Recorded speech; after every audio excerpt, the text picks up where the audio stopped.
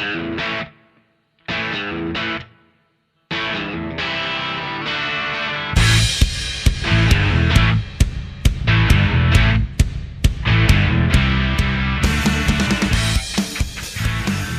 everybody, welcome to another episode of Free Kick, the AFLW Fantasy Podcast.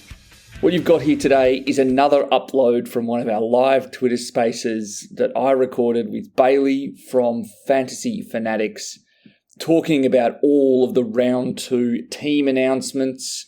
Hopefully you enjoy this. You'll join me and Bailey live, just having a quick chat about all of the key themes from team announcements and a few questions as well.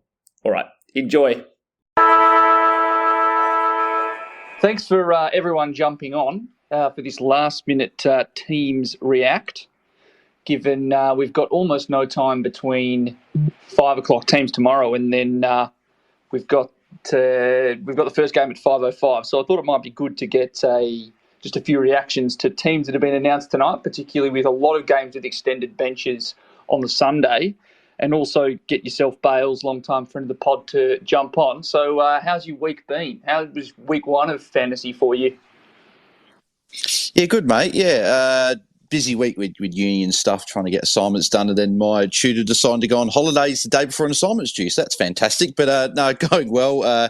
Obviously, had a pretty good first week in the official format with top 200 ranked, which is good to start off, and hopefully we can sort of push towards top 100, and got a couple of sort of choices to make in terms of trades. But yeah, I'm sure we'll get into that and all the team stuff. How about you, mate? How's the week been for you? Yeah, look, week hasn't been too bad. It was actually my first week back on the job, back at work after I broke my face. Had to get surgery for broken cheekbone, so that's been fun. And again, as well, I didn't have a too bad a rank for my official team. My team for MM was absolute dumpster fire.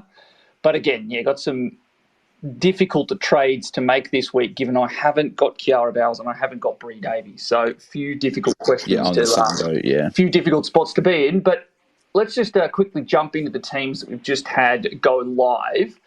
So I've got here. Are you happy to just go through them one by one? Yeah. Let's go. So, far away. In terms of the Richmond game, there's only one out, and that's Ellie McKenzie. And in comes Sarah Hosking straight away. And then for Adelaide, Jess Waterhouse comes in for Montana McKinnon. I'll quickly note that Montana McKinnon going out is good for anyone that actually did pick up Jess Allen as one of the rookie ruck options, who, off the top of my head, didn't actually score particularly poorly.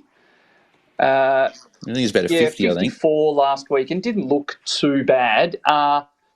Gabby Seymour is a pretty middling opponent for ruck. So if you're one of the 4.5% of teams that actually picked her, that's actually a really good thing.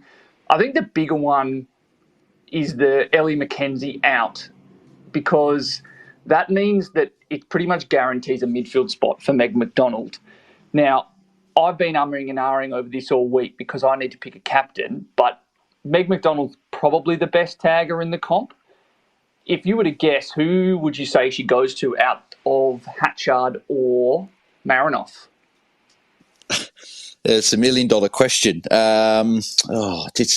It's very difficult, because part of me probably says, well, she goes to Hatchard because she's probably the more outside player, a little bit sort of could potentially be easy to stop, but Hatchard's obviously got an amazing tank, so could just sort of run McDonald ragged. But then you look at Marinoff, who has been tagged as well in the past, but again, she's difficult to tag in another sense as well, because she's such an inside bull and just sort of racks up the touches and tackles. So it's going to be hard to sort of stop both. So I honestly don't know who they're going to tag.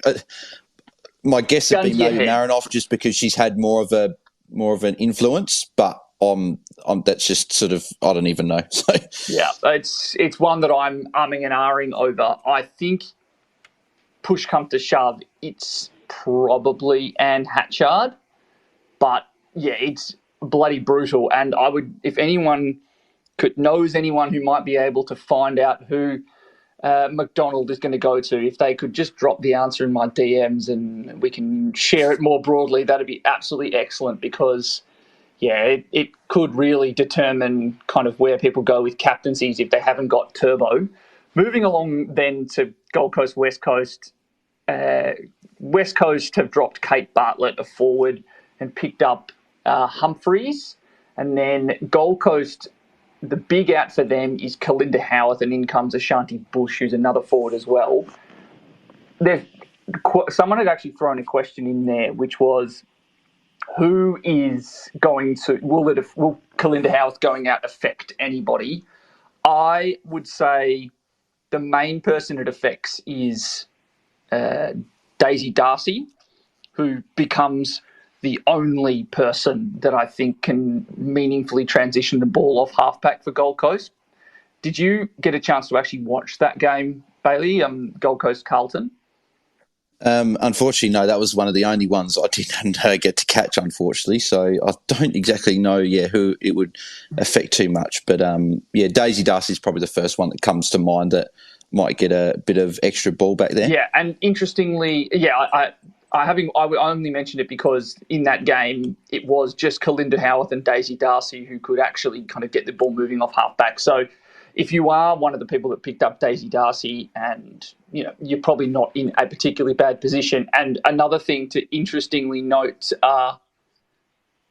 is Alana G has been named on the ball this week. The only flag I have there is that she started the game in a back pocket / and then kind of moved a little bit to halfback in the second half. So if she is someone who they think can play halfback, then maybe she spends some more time with Kalinda Howarth. So I don't know about you, but I don't think that's a particularly good scoring role. Yeah, I agree. Now, moving along to the Port Adelaide Brisbane Lions game, the big one here is Port Adelaide have dropped Liv Levicki and picked up Bucky Syme. So that kind of confirms to me that if you don't have Matilda Schultz at this stage, that should be a priority trade-in, given she's not going to be gettable for particularly long as a rookie. Yeah, I agree. Yeah, I actually did a bit of a play that I don't think too many people would have done, and I wasn't a huge fan of it, but I just thought I'd bite the bullet, and I actually brought in a red dot and tried out Fleur Davies to take Matilda Schultz's score, which I was pretty happy with. Gained about what was it, 29 points on Hoare, who would have been on my field. So, but yeah, if you don't have Schultz, she'd be one of my top targets this week. Yeah, I'm fully on board with that. And then the next one we've got is Brisbane have dropped Jade Prajelli and Ella Smith and brought in two very meaningful names in Ellie Hampson and Poppy Bolts. Now, Poppy Bolts is a 300k defender.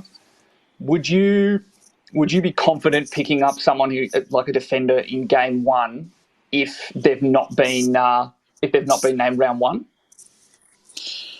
Well, it's funny because the official one, we've obviously learnt a lot this week that if a player comes out and has a massive game week one, they're going to go up like a couple 100k pretty much after 1 week. So if people are confident in scoring, then I would say, yeah, jump on. But I don't know too much about her to sort of, you'd probably be better equipped to probably answer that one. But I guess if she wasn't named round one, is that potentially, was she had a niggle? Was she not in the best 21 and she's maybe on the cusp of being in the 21? I'm not sure. But yeah, if you need the cash and going down to her gets you the player you want, then I guess you could. What are your thoughts? I think the problem we've got here is that most people either have a defender who didn't score particularly well on their pine, or they've got Harriet Cordner, and I'm not going to suggest you should be trading out of Harriet Cordner right now, given her break-even and probably her role security until at least Karen Peterson comes back. So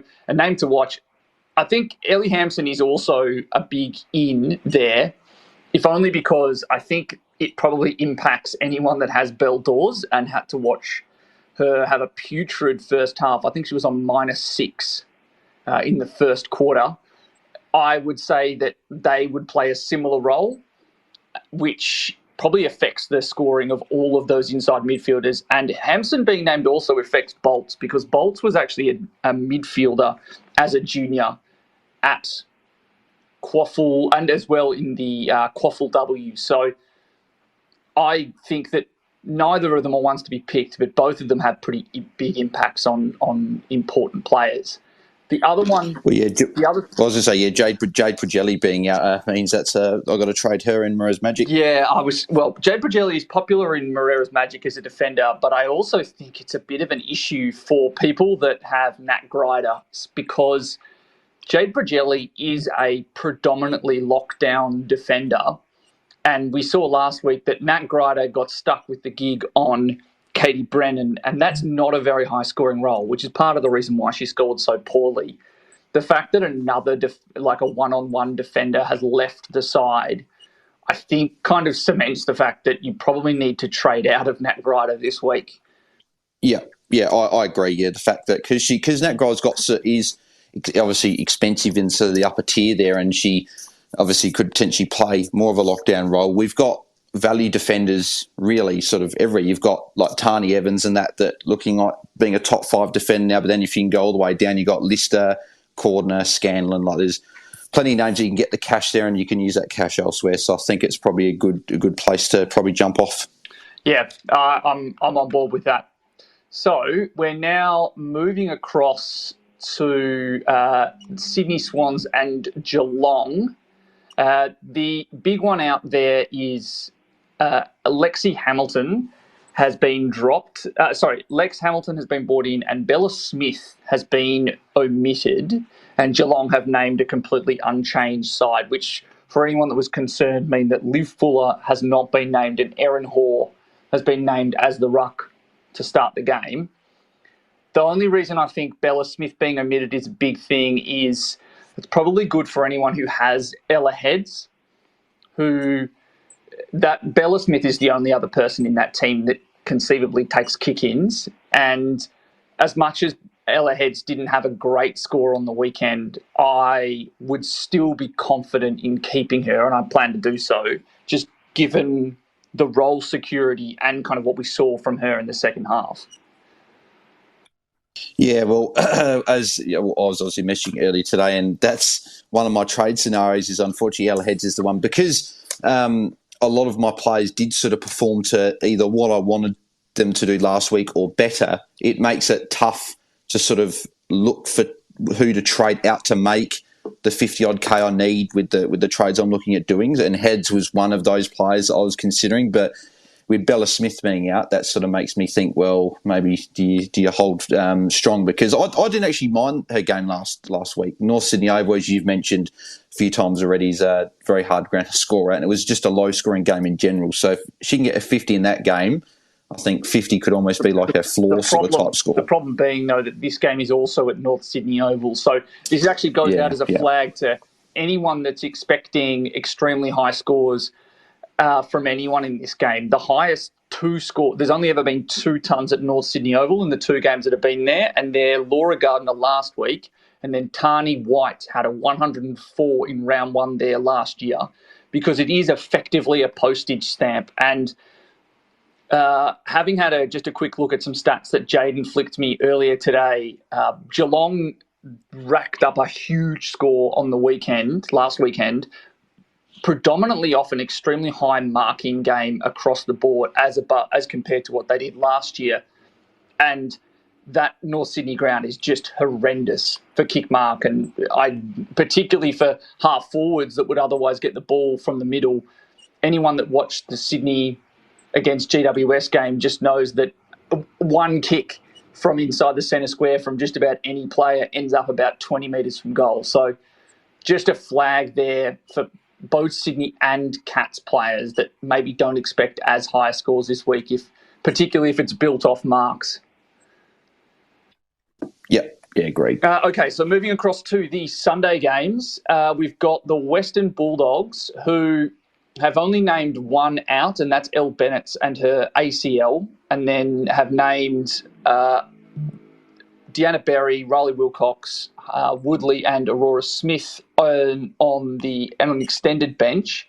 And then for Hawthorn, Tamara Smith has been suspended, and then they've named on the park Lucy Wales, and then they've got Laura Elliott, Emily Everest, and Bridget Deed named on the extended bench. Biggest takeaway from this almost certainly is the fact that Lucy Wales is back. And then Tamara Luke has been named at fullback. Have you got Tamara Luke in either of the formats? No, I really did consider her, and if I knew about the such sort of drastic price changes in the especially official, I probably would have jumped on for a week and just ridden the couple $100K price or whatever it was that she increased. But I don't think you can go there now. If she had the solo ruck, 500K forward, you could ride her price rises for a few weeks and be able to bring in a sort of a premium forward if Lucy Wales can't. But the fact that she's back already, and especially if she's playing full back as well, we don't know exactly if she's going to be there or full forward, but I wouldn't be jumping on. But would you get off of her after a week? No, not with her break even only being 11. I think you can afford to hold for a week and continue to get cash. But I would temper your expectations on points. Firstly note that this is at Mars Stadium, which for those who play men's fantasy is just the twilight zone when it comes to scoring sometimes. And very weird things happen out there. And also, Tamara Luke is not traditionally a defender. Has played VFLW level predominantly as a forward, and then as a pinch ruck, and then obviously has been playing a similar-ish role, maybe with some more ruck time, up to now at Hawthorn. So a real unknown for scoring, but I would not be expecting 80s with 42 handouts this week, particularly up against Alice Edmonds. Yeah, exactly right. And now on to possibly the biggest team announcement of the round, and that's Collingwood and Fremantle. I think we can kind of skip over most of what's happening at Fremantle and just note that Kiara Bowers has been named on the ball. And then they've also named Nikki Neild and Jay Flynn on their extended bench. Now, Kiara Bowers ruined a lot of people's about an hour of a lot of people's weekend when she was named as a late out, and then also my entire week stressing about it. Are you currently going to pick her up, or would you advocate for picking her up this week? Oh, it's again, this is a very, very difficult one. And as you guys saw on the pod a few days ago, that it's one of those calls that's probably going to make or break a lot of people's seasons, because it's not like a traditional layout where, okay, no one's got her and whatever. Because it happens so late, a lot of people either missed it or they just decided to hold because they couldn't really do anything else. So she's still owned by, 60-odd% of the comp. So if she comes out and goes absolutely bananas week one, the people that probably made the right call in the end to try and get a premium in, like Emma Swanson, are probably going to get sort of burnt a little bit by her this week. But if you had Bree Davey, I'd say, yeah, go ahead. You can go and pull the pin and bring her in. But if you didn't have Bree Davey, I still think I'd prioritise getting her in, because she's 700K less. And if last week, again, is anything to go by, if she's going to be sort of not scoring 130 every week, but if she's going to be upwards of 100 most weeks, I don't think you're going to lose too much. And that 700K could be the difference between you having a Ella Roberts and like a Postlethwaite on field. And I definitely want like an Ella Roberts or someone like that on field. So for me, I would prioritise Davey and a few others, but I don't mind getting Bowers week one. But the knee soreness thing does scare me off a little bit. Yeah, and I'm fully agree that, like, I think Bree Davey for me is a higher priority, but if you are doing that, you've got to be comfortable with the idea that you could be doing some scrambling next week if Turbo comes out and just kind of shows that knee injury isn't much to worry about. And I think the other thing is that high break even that she's got is what I think Jaden posted. It could be up around the 140 mark. As much as she had 141 against Collingwood last year, she did start off last season after having an interrupted preseason with 3 scores below 100. Now, a couple of them were in the 90s. And so if you kind of assume that with an extra 12% game time, she might improve, I think if you're not playing, if you haven't got Bowers, your best you can reasonably hope for is something in the low 100s, and you have to be all right with that. Yeah, exactly right. She could go ballistic this week. Yeah, she could absolutely brain it. So in terms of the Collingwood's ins and outs, Imogen Barnett has been named on field as a ruck, so that's just a flag to anyone that who had brought in Sabrina Frederick as a bit of an interesting pod in the forward line, who didn't really look great in the first game of the round last week. And they've also got Emily Smith named on the pine, along with Olivia Barber, Imogen Evans, and Charlotte Blair. Now, I think the main thing here is there's not really many ins that affect fantasy particularly, but just Bree Davey is the other big in this week. At the moment, I'm bringing her in, and from what I've seen, she's the most popular player to bring in. If you were to have a guess at what she'll score this week, what would you guess? So Bree Davey, she looks so good on, and Melbourne's a tough matchup as well. So, sorry, who has she got this weekend? Collingwood have got. Just had a mental blank. Collingwood Fremantle and Fremantle. Yeah, so I reckon she can go anywhere from 105 to 115, I reckon she'll be good again. Okay. I am tempering my own personal expectations and expecting probably a 90. I do anticipate that some effort will go to stopping her at stoppages, and a slightly bigger body than Shelley Heath last week, who is a great runner but is not a known large body, and in fact like one of the smallest midfielders that you'll see running around each week. And Bree Davey was just a bit of a bully. So I don't think people should get comfortable with or expect 130s every week. But I would expect something kind of close to 100, but I'm not saying that she will get there. I just think that break even being only at 50, or that's our best estimate, just makes it a must play this week. Yeah. So North Melbourne and Carlton. The big one to name here is Gab Pound has been named on the ground for Carlton. And that means, and alongside Phoebe McWilliams, Paige Trudgeon, and Dana Finn. And all three of those have been named on an extended bench. And then for North Melbourne, they've got no outs, and on extended pine in addition, they've got Lucy Burke, Eilish Considine, and Liz McGrath. Gab Pound is someone who would have been a great option last week as a potential kind of D3, D4. This space was downloaded via spacesdown.com. Visit to download your spaces today. Would you be picking her off of no preseason and no awareness of match role at all? I don't think you could. I know for a fact in the men's fantasy, I never like picking players that have had no preseason or anything like that. Yeah. I know. Like, look at Bree Davey, but theoretically you could because she's cheap. But I'd probably want to watch a week first because she's not too. It's funny because she's not too expensive, but if she goes bananas, then she becomes a premium probably in a week. So it's a tough one. Would you be happy to launch in after 1 week? Honestly, normally I would advise against it completely. I just think it's way too risky, but kind of with the possibility that she could, with the way the price mechanism works, if she were to score a 70, she's priced at only 50. She could really become a little too expensive as a sideways for a failed, let's say you've got Charlotte Thomas, or you're like me and you've got Brooke Brown. It becomes a cash loss move to trying to get us across to her sideways. I think the only thing that would stop me doing it is the matchup this week, which is the Kangaroos, who are like a dominant force.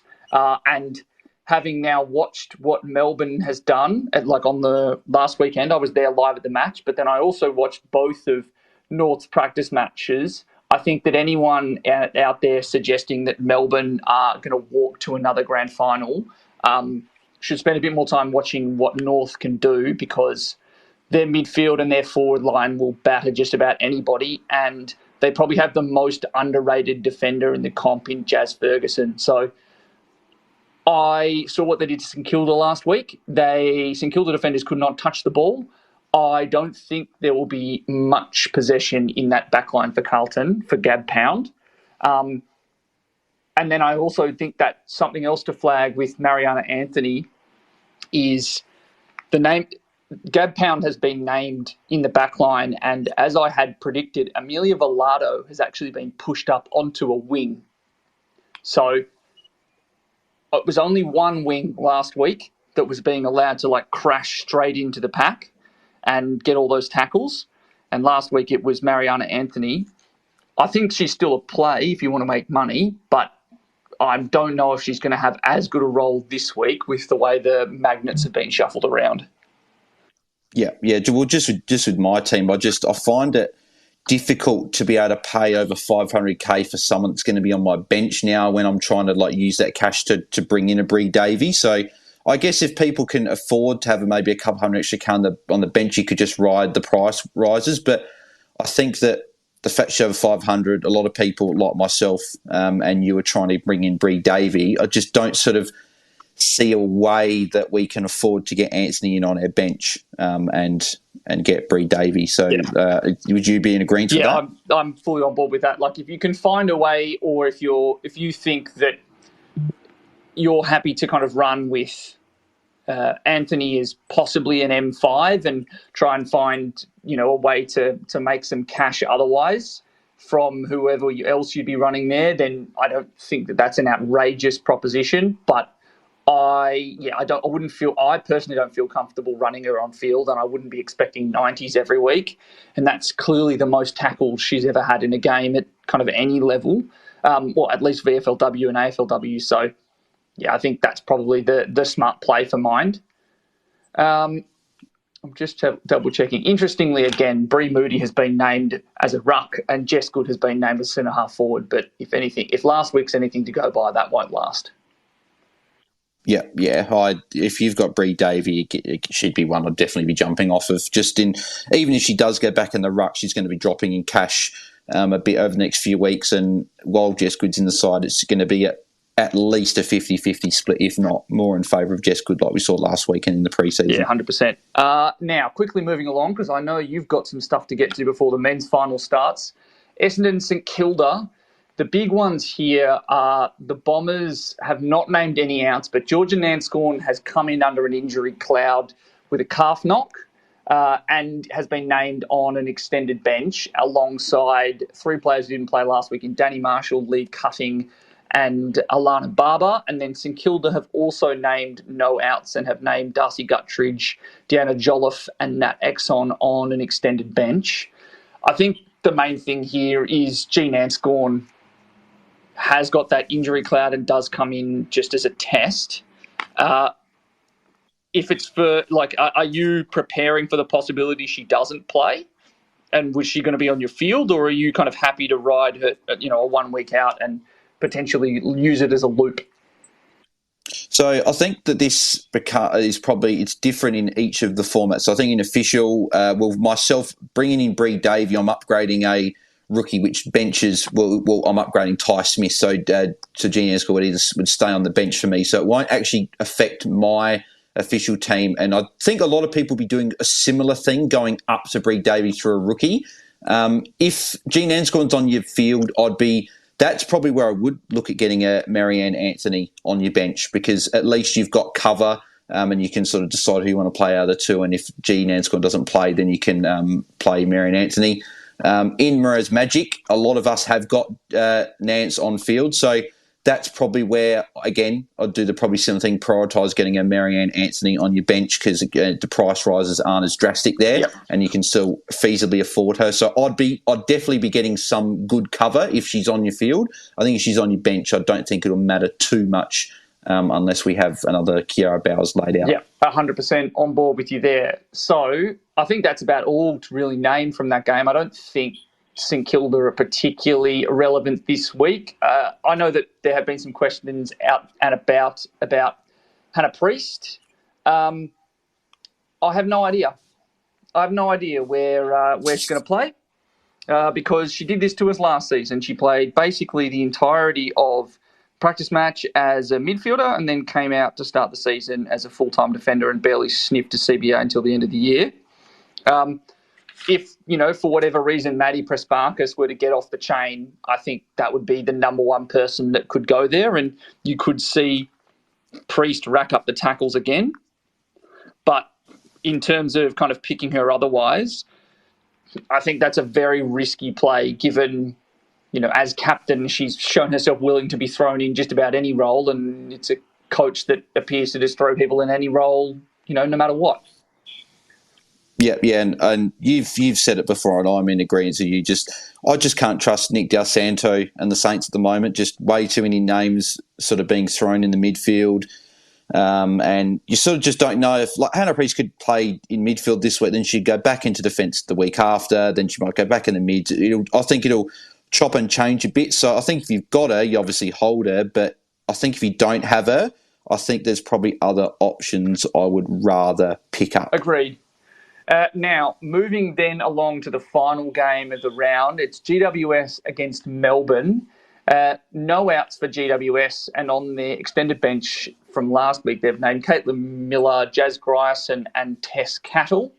And then for Melbourne, Megan Fitzsimon is out, and they have named on their extended bench Maeve Chaplin, Gabby Colvin, Charlotte Wilson and Reed Watt. Now, who is it they've named on field as a result? I'm unfortunately not 100% certain.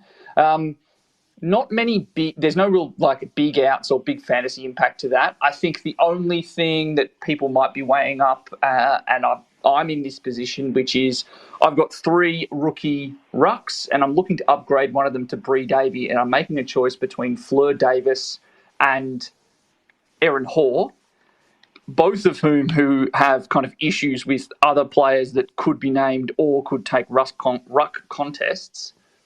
Tegan Germick has been named on an extended bench.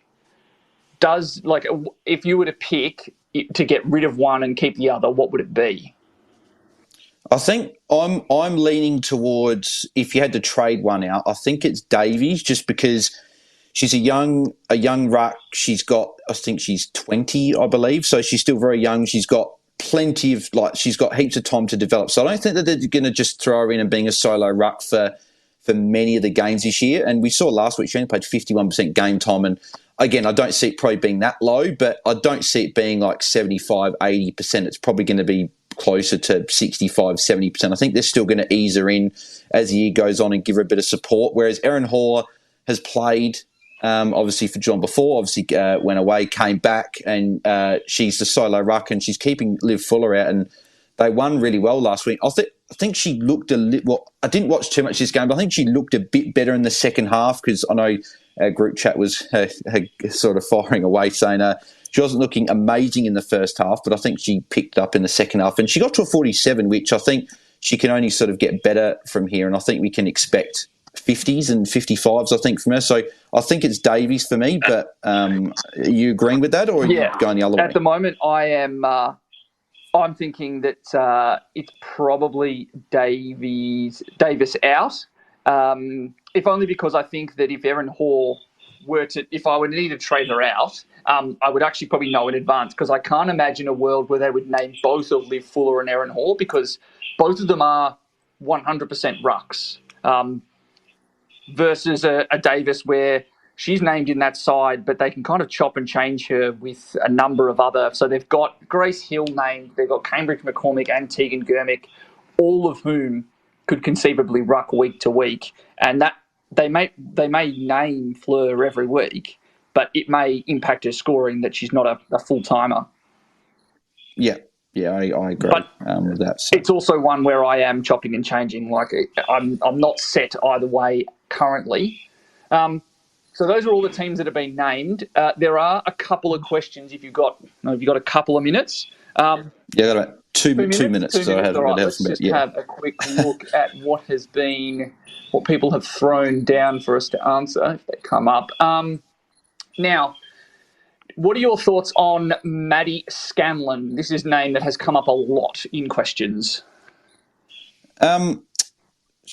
Obviously, very good option to put in your defence. Again, I think I'd still be playing Cordner for the time being on field, and Scanlon could probably be a good sort of bench fit. I like the pick, probably, her and the rookie escapes me. There's two good options. From Adelaide? Yes, Mueller is the other good option, but I think I'd probably rather Scanlon. I think she's probably got a better role, but you have said in past Mueller's got a good Sandford W sort of fantasy pedigree behind her. So yeah, I think that's the main thing for me. Scanlon had more tackles in that game she played on the weekend, in the game that had the most tackles of any AFLW game ever, than she'd had in her career to date, in her, I think, 4 games prior to that point. So she had 3 tackles prior to then and had 4 on the weekend. And I think she also had more marks on the weekend than she'd ever had total in her career to date. So yeah, I also think that if push comes to shove and you do need that extra cash, I'd be very comfortable going to Mueller instead of Scanlon. And for those people noting that Scanlon did have kick-ins, she had kick-ins when she averaged 20 last year as well. And Laura Pugh's going to be the main sort of distributor back there, I think, anyway. So. Yeah, so I think that's an interesting one. Now, another question that's been out and about, which is, what are your thoughts on Lucy Single at the Gold Coast Suns? Well, I don't know. I'm keen to get your thoughts, because she's one that I've considered putting in my forward line. Had plenty of CBAs, and I listening to Gemma talk on the official AFLW pod the other day as well, saying that if she gets time, she'll play, but she's probably a little bit closer to the fringe in the Gold Coast side. So I'm sort of keen to hear your thoughts on what you think of her as an option, because she's quite cheap. Yeah, she really is cheap. So having watched it live, not involved in a lot of the possession chains, but clearly a very good tackler and an endurance runner. She had a run-with role on Mimi Hill, which I think is an inspired choice from the Gold Coast Suns, because Mimi Hill is a genuine gun when she does get first possession. I think if there's any possibility to wait a week, I would be, because I don't trust Gold Coast to leave that role with her. I could very much see a world where it is something that they pull her in when they feel like they want to tag somebody.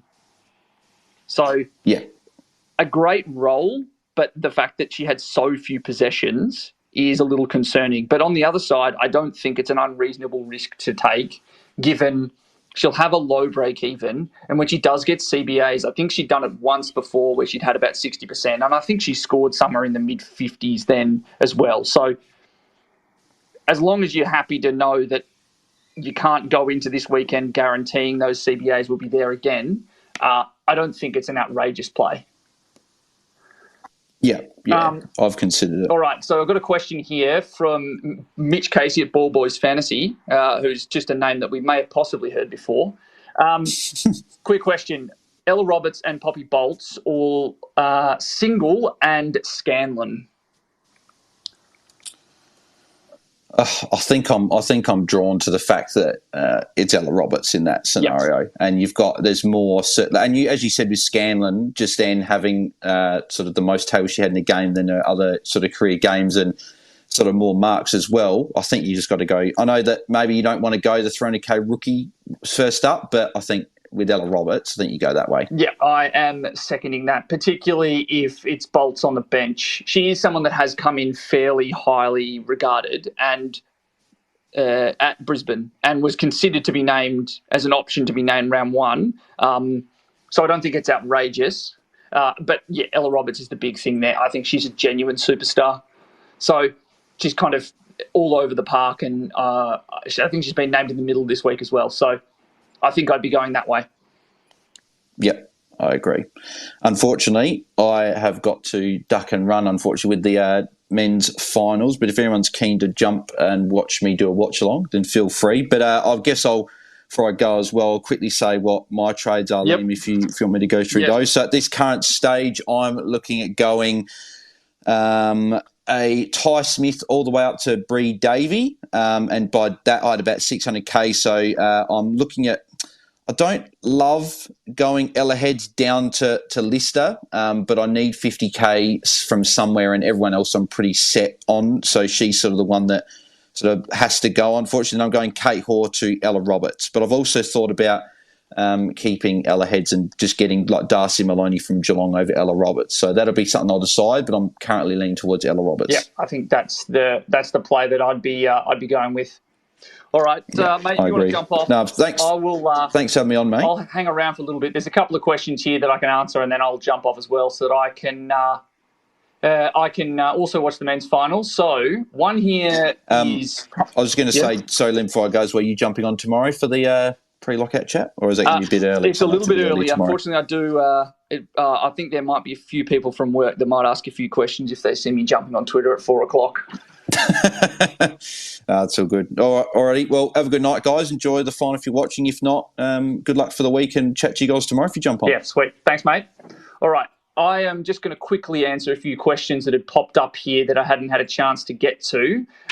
One here from Arlo, which is thoughts on trading Red Dot in Huntington to get a couple of cracks at a captain score. I don't think that that's an outrageous choice. In terms of players you could name to debut at some point, I think Huntington is a great option. I also think that if you're looking for a ruck who might play at some point, Matilda Dyke at Essendon is a name that's fairly well regarded internally and I believe will play at some point this season. And then that same thing goes for Alex Morecambe, who is also at the Bombers and is a defender if you're looking for anybody. Another question here, would you trade Tiana Smith to Nanscorn or Ortlep Fitzpatrick to 427k or below?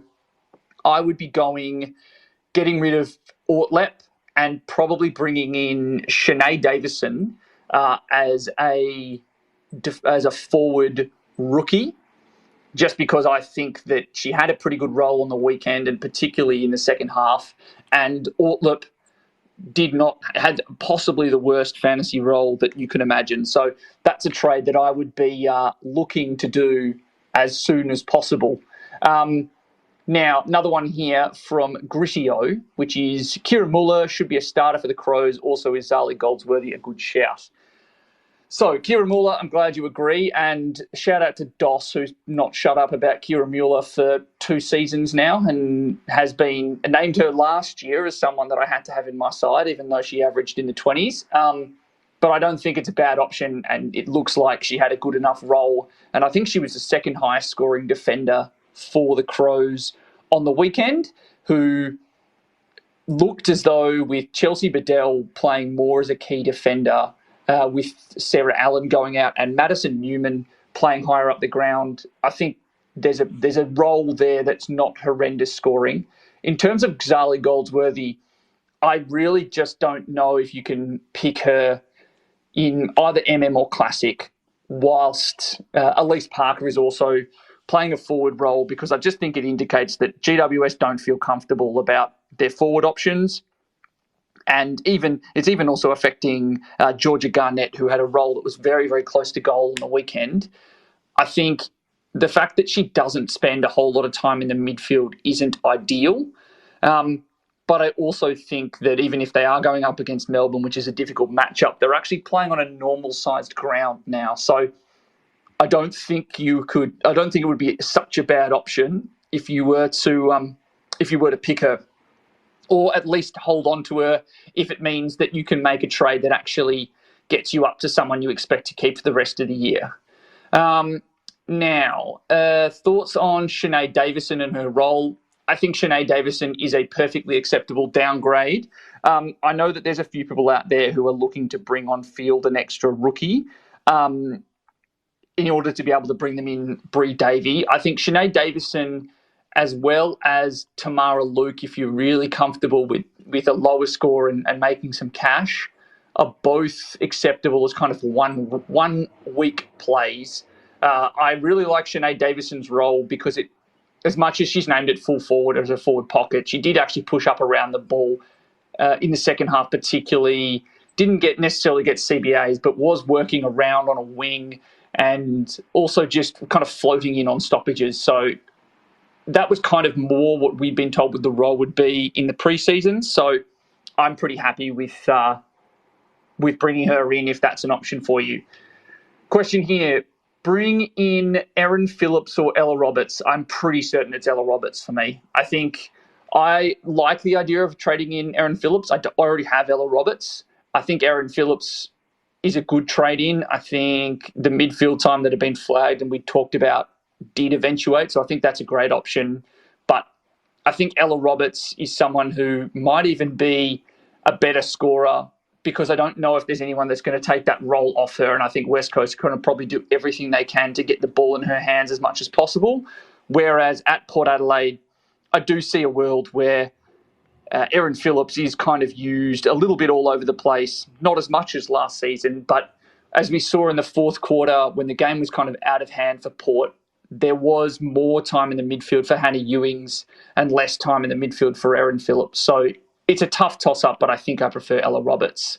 Now, Goldie or Cynthia Hamilton out first? I think that's a tough one. They both really did struggle. I think, if anything, the fact that Cynthia Hamilton has to play another week at North Sydney Oval and it looks as though her role or her ability to impact in the forward line is probably supplanted by Chloe Malloy means that I'd go Cynthia Hamilton out. But that's a tough one. I don't necessarily think that there's a good option either way. Just maybe one more question so that we can get over to the football. This is from Mime AF, and it's keep Thomas for another week. And I'm assuming this is Charlotte Thomas at West Coast. So I think that Charlotte Thomas is definitely someone that you can keep for a week if it allows you to bring in one of the kind of low break-even superstars, or it allows you, this is what you're doing, to bring in Kiara Bowers. I think that Charlotte Thomas definitely was affected by, she wasn't able to get on the ground, I believe, for injury in the fourth quarter of the game last week. She's never been someone who's had issues with game time and getting on the park. And she's someone who, when given the opportunity, can score really well. The reason I like it even more is I think that the quality of Gold Coast's kicking is not as good as other teams. I'd expect there to be a fair few dump kicks into their forward line. And Charlotte Thomas basically is their main distributor out of that back line, particularly where Evie Gooch is not getting a game. So as much as the 100K loss this week isn't excellent, her matchup this week makes me feel comfortable that I don't think it's an issue long term. And I think the fact that her low time on ground can be attributed to factors outside of poor play mean that you could probably keep her for this week. Now, if it's truly terrible and you have to trade out, that's really shit, and everyone, has players that they expect to improve and they don't get it. But I would personally be keeping Charlie Thomas, and is also someone that's kind of on my radar to bring in. All right. Thanks, everyone that jumped on for this super impromptu stuff. Everything going well. I'll also flick it up on the Free Kick podcast feed and post about it. But yeah, hopefully this was helpful for everyone, and be sure to listen in when our episode goes live, round review next week. Cheers. Thanks, everyone.